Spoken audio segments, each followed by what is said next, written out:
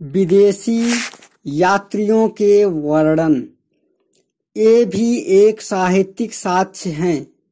चूंकि विदेशी लेखकों की धर्मेतर घटनाओं में विशेष रुचि थी, अतः उनके वर्णन से सामाजिक और राजनीतिक अवस्था पर अधिक प्रकाश पड़ता है।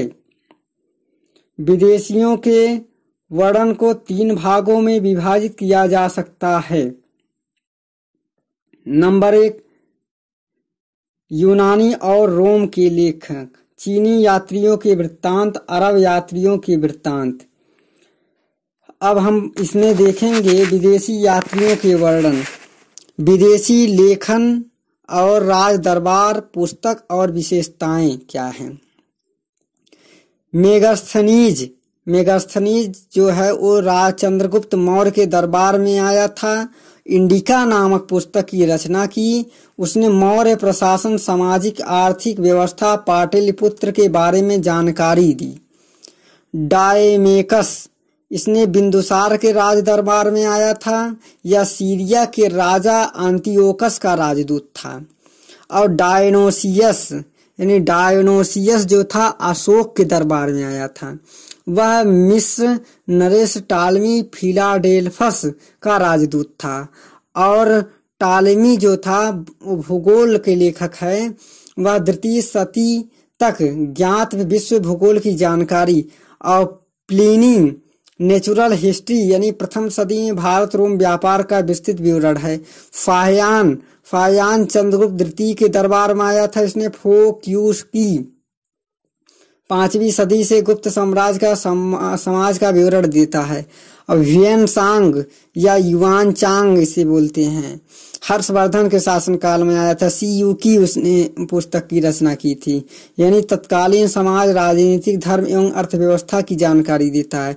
इत्सिंग जो है गुप्तोत्तर कालीन समाज, संस्कृति एवं धर्म की जानकारी देता है।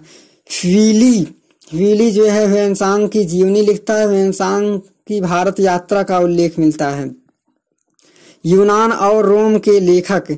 इस वर्ग के लेखकों में सबसे पुराने हैं हेरोडोटस और टीसियस।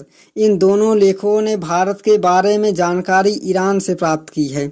सिकंदर के साथ आए हुए यूनानी लेखकों के वर्णन अधिक महत्वपूर्ण है। इन लेखकों में निरियाकस, आनेस्टिक्रिकस तथा आरिस्टोबुलस अधिक प्रसिद्ध है। इसके अतिरिक्त अन्य महत्वपूर्ण विदेशी यात्री हैं मेगास्थनीज, प्लिनी, टालमी।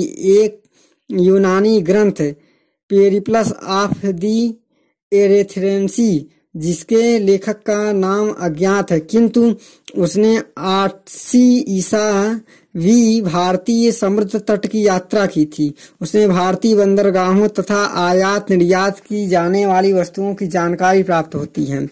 अगला है चीनी यात्रियों के वृत्तांत। इस वर्ग के अंतर्गत सबसे महत्वपूर्ण फायान, व्हेनसांग तथा इर्सिंग के वर्णन है। फायान भारत में 14 वर्षों तक रहा।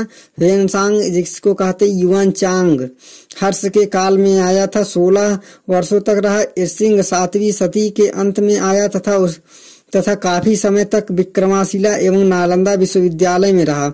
उसने 6 वर्षों तक नालंदा विश्वविद्यालय में अध्ययन किया।